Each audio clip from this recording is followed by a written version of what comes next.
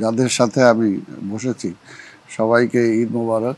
দর্শক শ্রোতা যারা দেখছেন তাদেরকেও ঈদের শুভেচ্ছা। এটা আসলে আমাদের মনে হয় সবার একই রকম স্মৃতি সেই পূর্বের, অর্থাৎ সেই সময় আয়োজন কম ছিল, আনন্দ বেশি ছিল। আর এখন আয়োজনটা বেশি, আনন্দটা কম। আসলে ছোটোখাটো অনেকগুলোই, যেমন যেটা মন্ত্রী সাহেব যেটা বললেন যে আসলে ওই সময় দর্জি দোকানে কাপড় সেলাই করতে দেয়া, একদিন মাপ দিতে গেলাম, আবার পরের দিন যে আবার করলাম যে কতটুকু কী হলো, কবে কাপড়টা পাওয়া যাবে, আবার কাপড়টা দেখা ঠিক মতো, এইগুলো একটা সে সময় একটা আলাদা একটা অ্যাট্রাকশন ছিল। আর রেডিমেড কাপড়ও সেটা হয়তো, তবে এটা ঠিক যে ঈদের আগে আবার কম্পেয়ার করা কাঠটা কতটুকু সুন্দর হলো, কীভাবে ভালো হলো, কতটুকু কী হলো সেটা।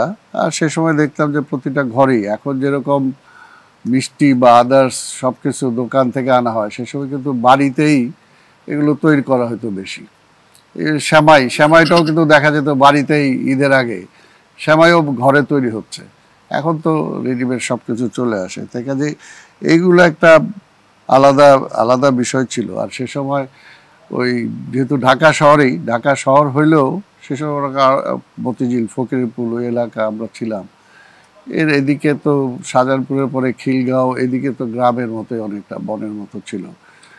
তো ওই শহরের মধ্যেই, তার মধ্যেও দল বেঁধে বন্ধু বান্ধবরা সেই সময় দেখা যেত যে সিনেমা তো একটা দেখতেই হবে, অর্থাৎ প্রথম শোর টিকিটটা লাগবেই যেভাবে হোক। আর 10 জন আমরা ফ্রেন্ড একত্র হয়ে সেটা একটা সিনেমা হল টার্গেট করে যে সেই সিনেমা হলে আমরা যাব। এমনকি দেখা গেছে যে ঢাকার বাইরে, নারায়ণগঞ্জ যাই, একসাথেই দল বেঁধে যাওয়া, সেগুলোর একটা আনন্দ সেই সময় আলাদা একটা। আমি শুনেছি যে আপনি সালামির টাকা জমিয়ে সবাই আপনি সেকেন্ড শো কিংবা ফার্স্ট শো যার যেরকম কালেকশন হতো, আপনার ওই বন্ধুরা সবাই মিলে সিনেমা হলে যেত। ওটার কিন্তু একটা বড় সংস্কৃতি ছিল, একসাথে সিনেমাটা দেখা। হ্যাঁ, সেই সময়। তারপরে মনে করেন আরেকটা ছিল যে ফ্রেন্ডদের মধ্যে, বন্ধুদের মধ্যে অন্তত কাপড়টা হয়তো একসময় না হলে মাঝে মাঝে যে স্যান্ডেল হোক বা নাগরা শু হোক, এটা একই রকম কেনা, সেটাও একটা অনেক সময় খুব মানে, এটা কিন্তু এখনো আমরা পুরানো ঢাকায় শুনি। হ্যাঁ, পুরো আমাদের এটা সেটা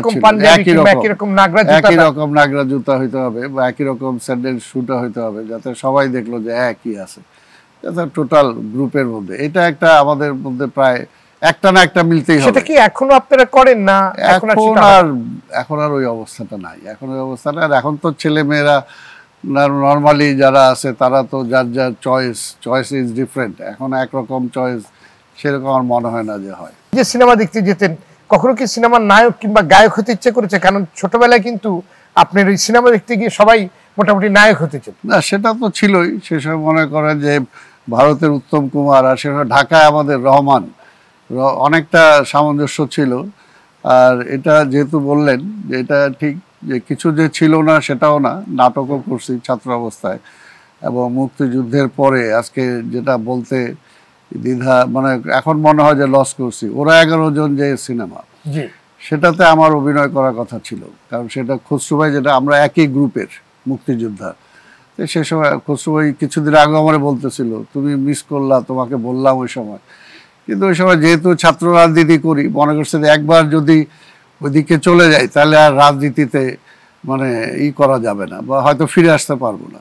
এই কারণে আমার এখনো যেটা মানে এটা অবশ্যই যে একটা আপনার মধ্যে একটা অনুশোচনা কিংবা ভুলই হলো কিনা এরকম কোনো চিন্তা আসে যে আমি তো নায়কই হয়ে যেতে পারতাম, ওটাই হয়তো নায়ক হতে চাইনি, কিন্তু ওই ছবিটায় অভিনয় করার সেই লোভটা, সেটা এখনো মনে যেটা ভুল করছি।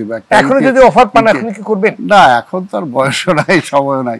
তবে নাটক করছি অনেক, নাটকে তো অবশ্যই সে সময় না চাইলে বাবার চরিত্রে অভিনয় করতে পারে।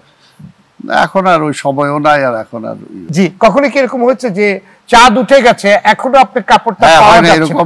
এরকম কান্না চলে আসার মতো এরকম অবস্থা যে এখনো হয় নাই, চাঁদ উঠে গেছে, আজকে না পাইলে কালকে কিভাবে পড়বো। হ্যাঁ, আপনি যে এক্স্যাক্টলি এরকম আমার বেলা হয়েছে এরকম, মানে আপনার বেলায় ঘটনা ঘটেছে, আমরা কিন্তু অনেক শুনেছি এরকম। হ্যাঁ, হয়েছে এরকম। দেখা গেছে যে বসে আছি সেখানে সারা রাত বসে আছে, কখন সেটা হবে, তারপর নিয়ে যাব।